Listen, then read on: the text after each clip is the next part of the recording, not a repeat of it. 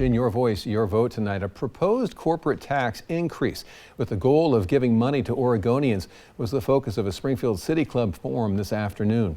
KEZI 9 News reporter Albert James was there and shows us what supporters and detractors had to say and how one local legislator is weighing in. People are going to spend this money, and when people spend money, our economies thrive. We believe Measure 118 would make Oregon businesses less competitive. Under the ballot measure, the corporate minimum tax would increase by 3% for companies with sales in Oregon above $25 million. That money would then go back to all Oregonians, either in the form of a tax rebate or cash.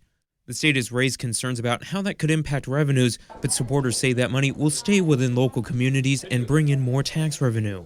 And the idea was that wouldn't it be great if giant corporations paid a little bit more taxes, and then we use that money to directly improve the lives of every single Oregonian.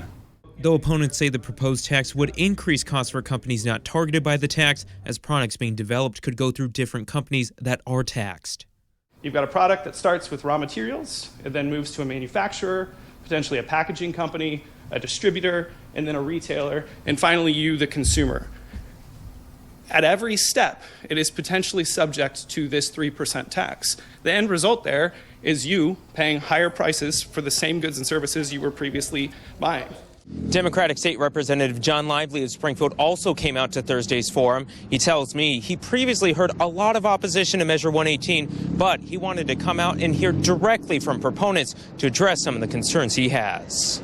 So I had already taken a position against it. Nothing that I heard today changed that.